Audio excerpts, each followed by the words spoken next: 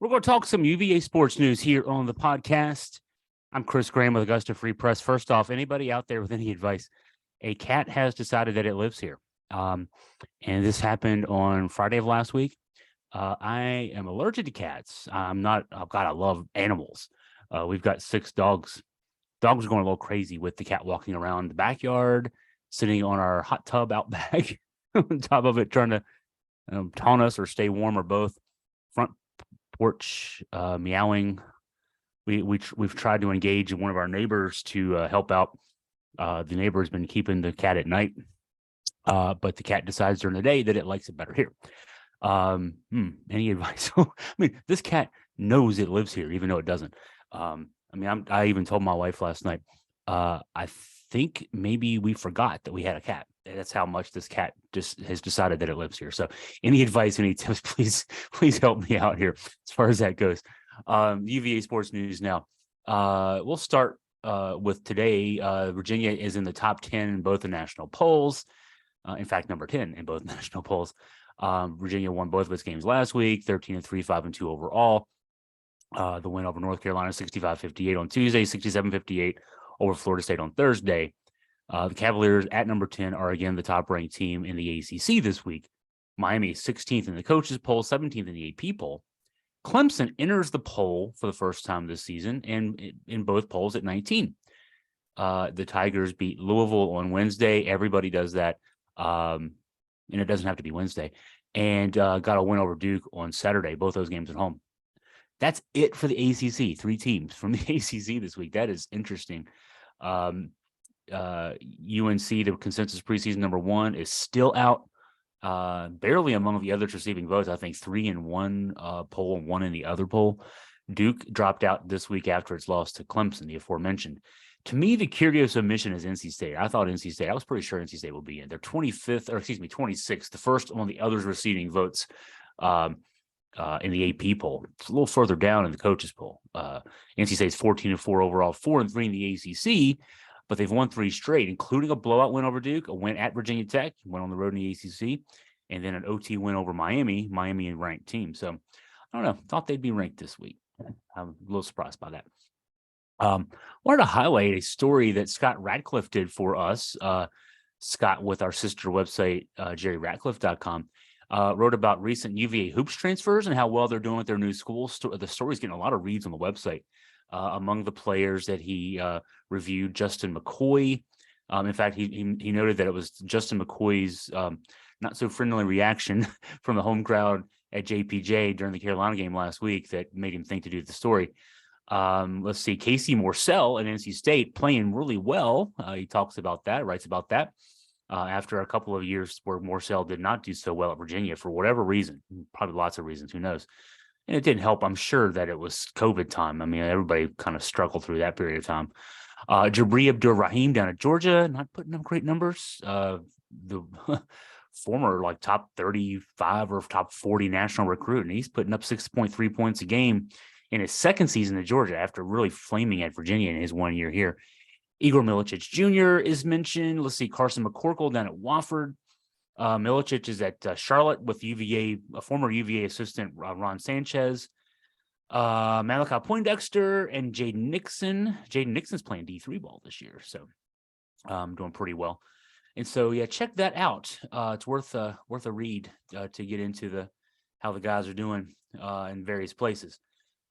Football news. Virginia picked up a commitment. There's 2 bits of football news. I'll start with this one for today's news. We're working backwards today. Iowa State cornerback transfer Tavon Kyle has committed to Virginia. The grad transfer, he'll have the 1 year of eligibility remaining. He had a so-so season in 2022 at Iowa State.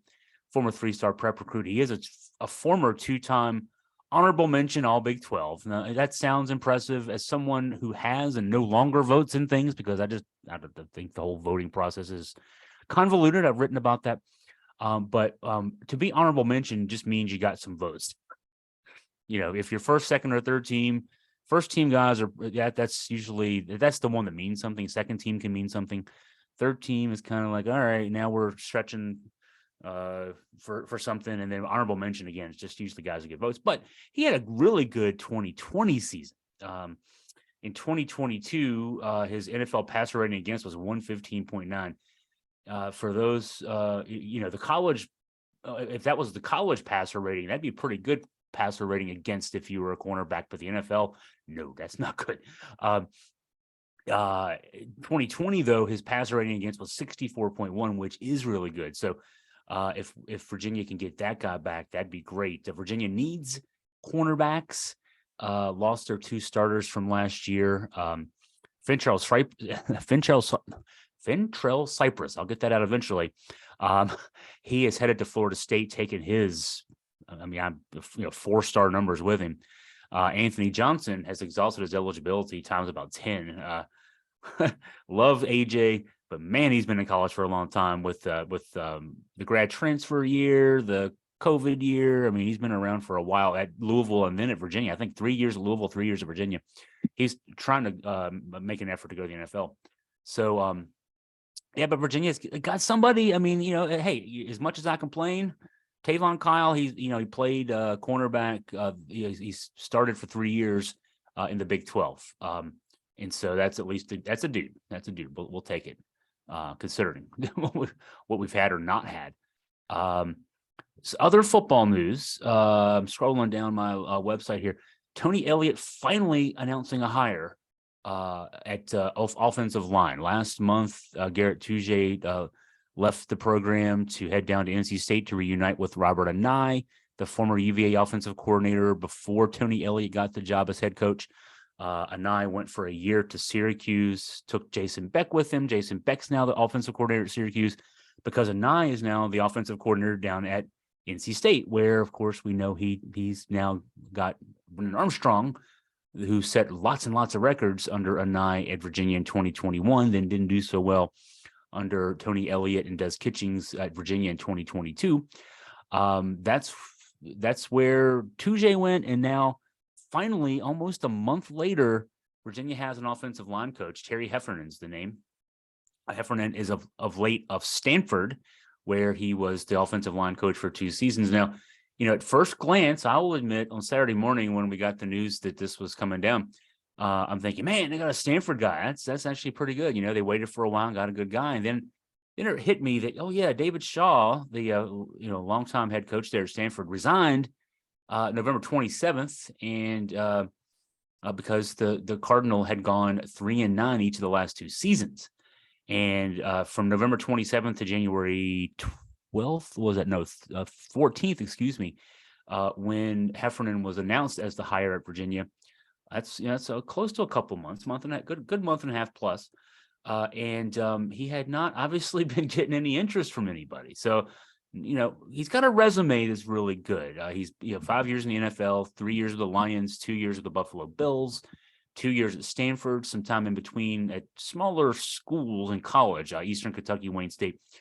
He's got a track record. He's coached at the Power 5 level. He's coached in the NFL, but on the other side, again, he wasn't in high demand as far as things go. He'll have to hit the ground running with the O-line group at Virginia. I've written about this quite extensively. Virginia's losing 4 of its starters from 2022, and that was not even a very good group in 2022.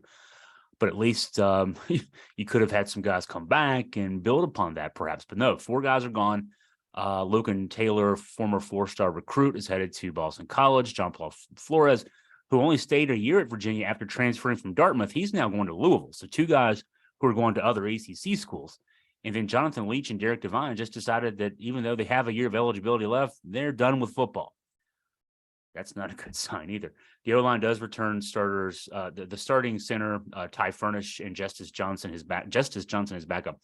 And also a couple of reserve offensive linemen, guard Noah Josie and tackle Mikhail Boley, who started the first couple of games this season, didn't get off the bench afterwards.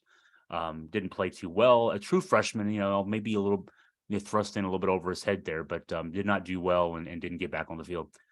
That group has 12 active players right now on the roster. Tony Elliott said back in December he'd like to have 15 there. So there was a pickup on offensive line with we talked about this on the Jerry Ratcliffe show that I did with Jerry last Thursday. I don't know if I want to even try to pronounce the name, even though we have to, right? Tracking this down here real quick. Sorry for all the O's. So Dejon Parker, the kid from D2 Saginaw Valley State, who had announced his commitment to transfer in and play offensive line, actually cited the fact that as of last Thursday, there was still no O-line coach. So he decided to go to Iowa. Maybe that kid was pretty good considering that Iowa decided to take him. But Virginia did replace him with a Houston transfer, University of Houston transfer, Ugonna Nana, who played 28 snaps in 2 seasons, and not a lot of activity there. But he was a 3-star prep recruit in 2020, and he's been in a college weightlifting program for 2 years, if nothing else. We'll at least count that and say that's a pretty good thing. Let's see else. I'll preview Virginia Tech at least a little bit as we sort of wrap up the show. Wanted to get back to the Virginia-Florida State game. I'll go over my 5 observations. Virginia won that game 67-58. It's interesting that the score would make you think it was a close game. Virginia got an 11-point lead in slightly midway before the first half, with the midway point of the first half, and really just kind of kept it there the rest of the way. Florida State got it to 6 one time, very briefly. Virginia led by as many as 14 or 16, I think it was at one point. Led by 14 late. The score didn't indicate how much Virginia controlled that game. Interesting about that was that Virginia started Ben Vanderplas at center. Tony Bennett said afterward that he had thought about if Florida State coach Leonard Hamilton had started Naheem McLeod, his 7'4" sophomore, as he did in the first game that these two teams played back in December, that Tony might have decided to go with Caden Shedrick. But Virginia ended the North Carolina game with Vanderplas at center and a small ball lineup, 4 guards and a center. Now, he started Jaden Gardner at the 4, but didn't play him much. Gardner played 19 minutes, but Vanderplas played 34. Caden Shedrick only played 5 minutes, and all in the first half. Didn't get back in the game after the 8:31 mark. And Virginia's offense looked as good as it's looked all season in that game. For 11 of 22 from 3, 45% up from the floor overall. And Vanderplas was a big part of that. He had 15 points. He had 3 early threes to kind of set the tone. But also just the fact that he's a 5, at a small 5, obviously 6'8", small at 6'8", but he's for a guy playing in the post in the ACC and Power 5, a smaller guy in the post, but he can draw defenders out with his 3-point shooting ability, and he certainly did in that game.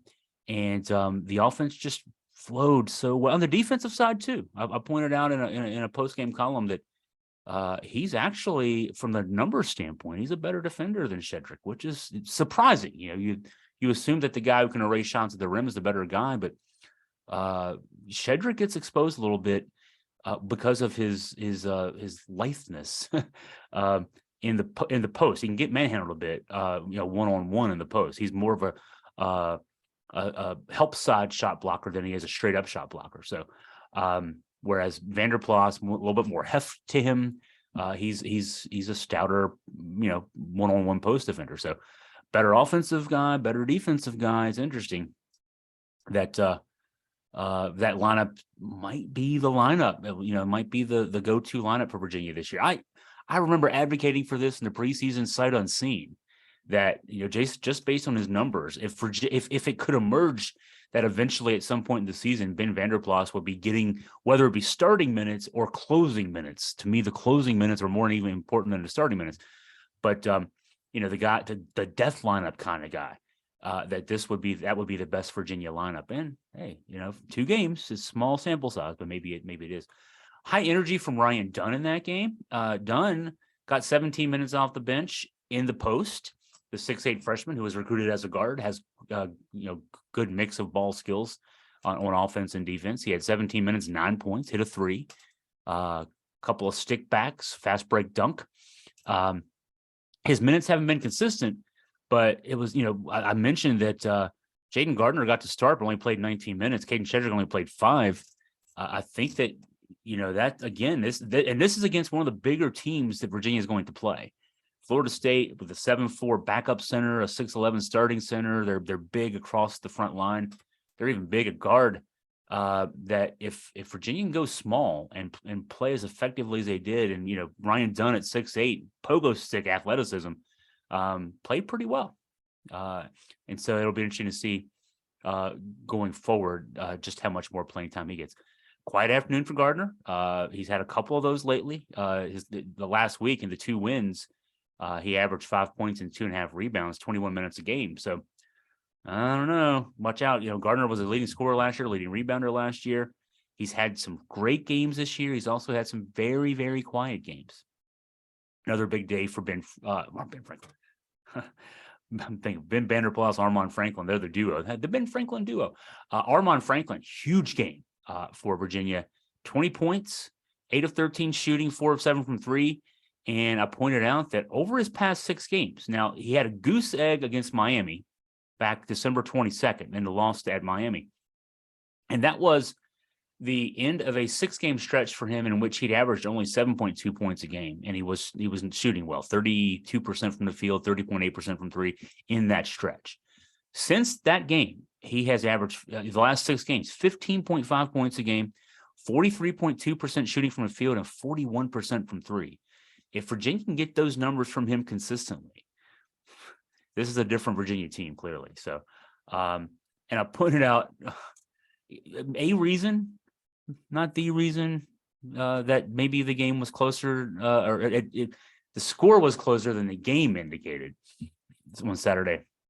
Virginia had 8 fouls in the second half before Florida State had its second foul. Florida State was 9 of 10 in the second half of the line. Virginia shot 3 free throws the entire game. This despite the fact that Virginia was the one attacking the paint, attacking the rim. Virginia had 24 shots at the rim. Florida State had 10. Florida State was jacking up a bunch of 2-point jumpers and 3-point jumpers, not making many of those, but they were getting rewarded at the line. Virginia was not. Just beware when Teddy Valentine's in the house is all I will say about that. So that's a review. And now we'll look ahead just a little bit. Look ahead a little bit to Virginia's game with Virginia Tech on Wednesday in JPJ, 7 o'clock, ESPNU. Virginia Tech, I don't overlook this team. They're on a 5-game losing streak. But those losses, the last one, the Syracuse loss, was a little bit of there was a little bit of distance between those two teams. But the other losses, I think Clemson, NC State, I'm trying to think, Boston College in overtime, all close games. And this is without a key guy on their team because, you'll hear me explain. Virginia Tech depth-wise is kind of shallow this year, if we want to call it about depth. And they've played the bulk of that losing streak without Hunter Couture. Now, Couture is not the difference maker on this team. He's not even a double-digit scorer, averages 9.6 a game, so just outside of double digits. But without him, they've been exposed a bit in terms of the lack of depth this season. Coach Mike Young's had to go to a freshman named MJ Collins, who's averaging 3 points a game this season. And in the 5-game losing streak, Collins is averaging 22 minutes a game, just under 22 minutes a game. He's averaging 1.8 points a game. And he's consistently getting 20 minutes a game over this stretch. 3 of the games, he put up no points. He put up goose eggs. So, this team is losing tight games with a sort of fifth wheel that's not producing, and if they're expected to get him back. Now, today, Mike Young saying at his weekly ACC press conference that he's expecting to get Couture back. That would be big, obviously, for this team. The rest of the Hokies you might be familiar with from the last couple of years. Sean Padula is a leading scorer, 16.8 points a game. Also the leading assist man, 4.4 assists a game. Darius Maddox is a guy whose numbers are down a little bit from what I would have expected. I don't watch Tech closely. So when I was researching them today and seeing that he was averaging 9.2 points a game, shooting 30.4% from 3, I expect more out of him. He's a player who can put up better numbers than that. Grant Basel is their version of Vanderplas. He's putting up better numbers because he's been doing this consistently all year long. 13.9 points, 5.6 rebounds a game. I call him their Vanderplas. He's a transfer from a mid-major, Wright State in his case, Vanderplas from Ohio. Basel is a 6'9" stretch forward, just like Vanderplas. Shoots 49.7% from the field and 39% from 3. So he's the real deal. And you'll remember the name Justin Mutz just because it seems like he's been there forever. He's been in college forever, kind of like I talked about Anthony Johnson a few minutes ago. Mutz he's a guy. I mean, he puts up great numbers.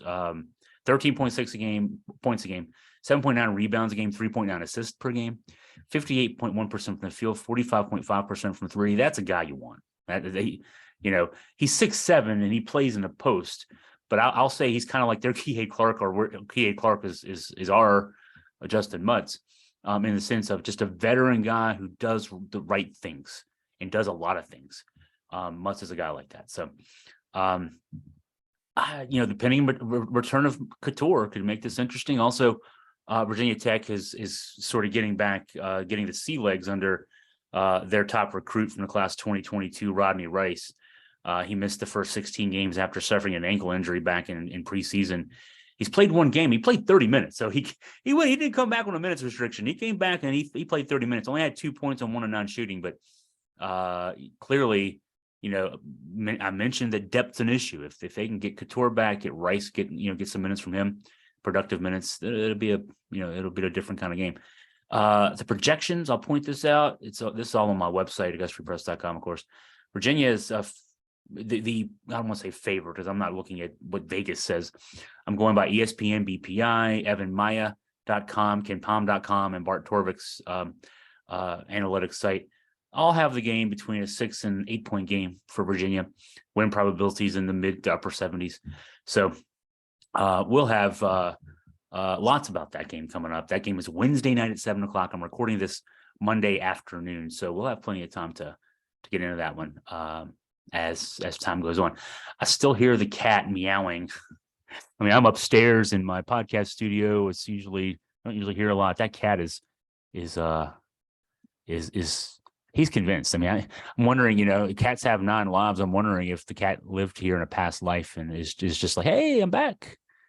Why don't you let me in? Anyway, if you have any questions for me, any comments, any topics you want me to address, talk about here on the YouTube or on a podcast, email me at chris@AugustaFreePress.com.